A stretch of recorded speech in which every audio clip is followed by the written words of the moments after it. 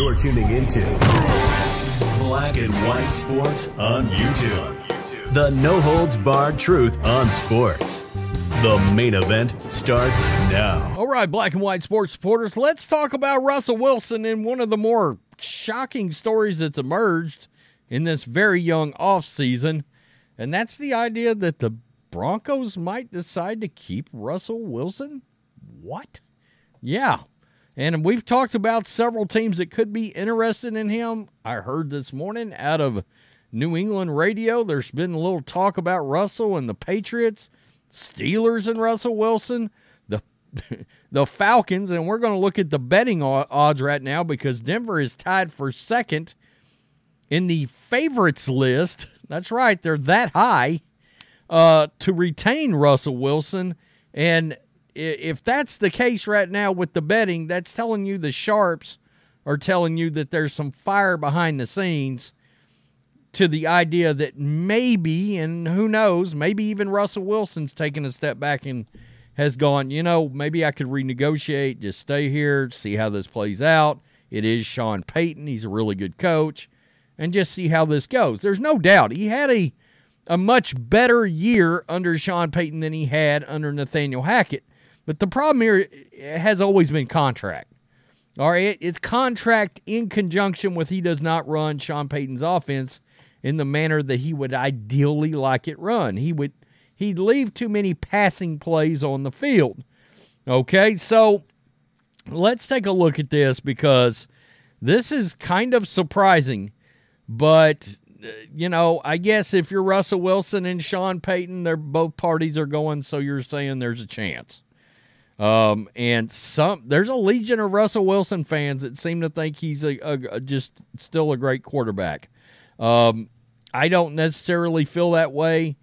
And again, we talked about the fact that this has a little more to do with the idea that Russell would do things like pull the ball down and run for 6 yards and not throw the ball to a wide open receiver that's actually 12 yards down the field.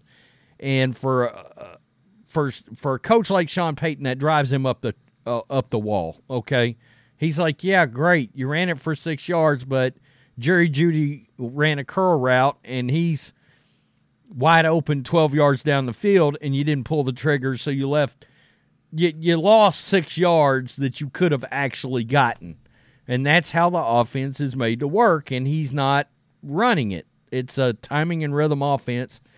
So Sean Payton expects the Denver Broncos to make a decision on quarterback Russell Wilson, quote, sooner than later. And the coach has insisted that Wilson remaining with the team in 2024 is one of the possible outcomes of the saga. It says, we have been skeptical, this is Broncos Wire, about Wilson potentially returning for next season, but a report from NFL Network suggests such a scenario is possible.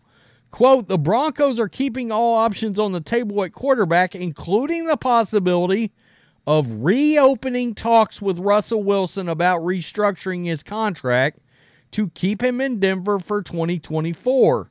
According to a story on NFL.com, credited to Ian Rappaport, Tom Pelissero, and Mike Garafolo.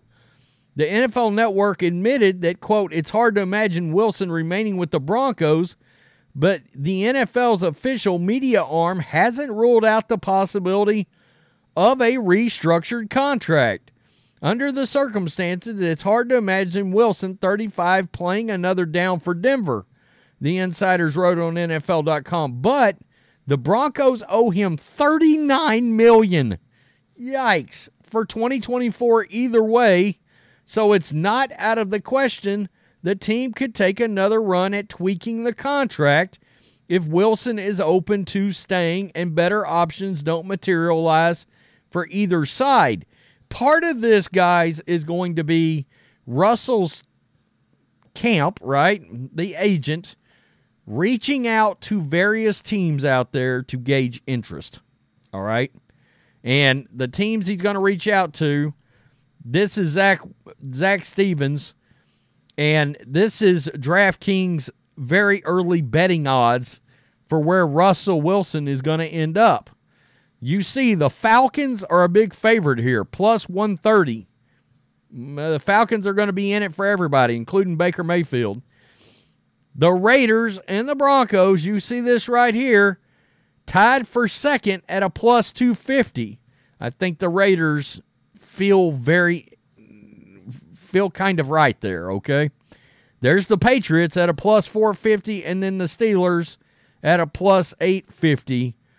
I don't know about any of these other teams. I think it's interesting that the Seahawks are a plus 3,000. Buccaneers, plus 2,500. All right, so that's just something to think about in all this.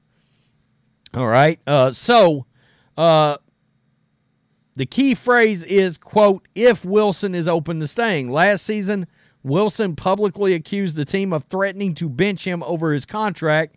Denver did admit to negotiating a revised deal, but the team has sidestepped questions about Wilson being threatened with losing his starting job. All right, so a lot of this has got to do with the contract. A lot of this has got to do with the money.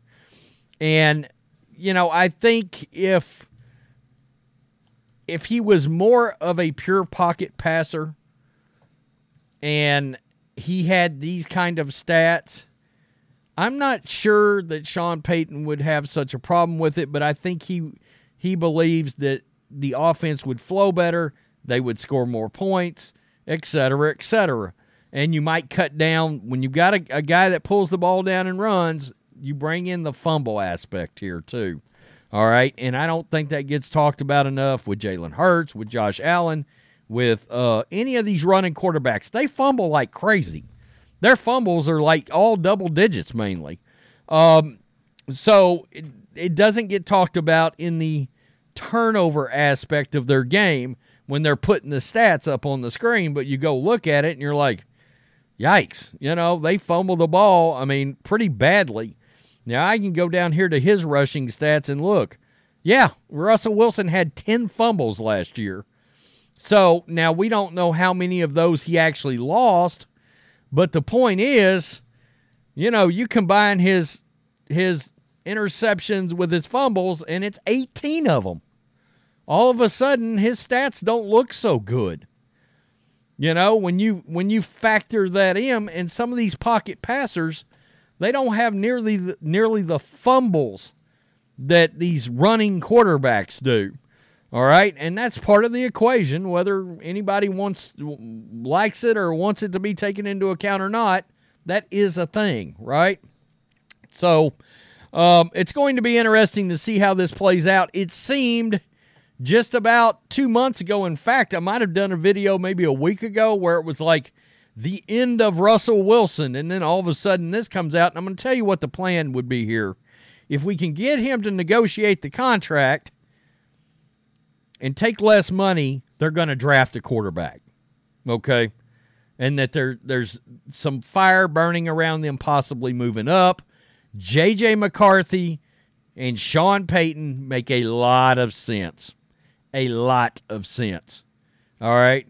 He gives you that same Drew Brees feeling when you watch him. I'm a Michigan fan, so I've seen every snap the kid took.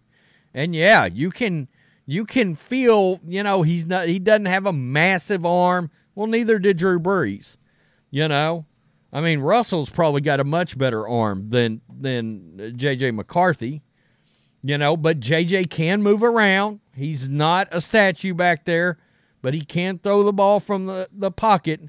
I would have liked to have seen him go back to college for another year and get a lot more reps, because he just, even though he played, more than one season in college in that offense, they didn't throw the ball.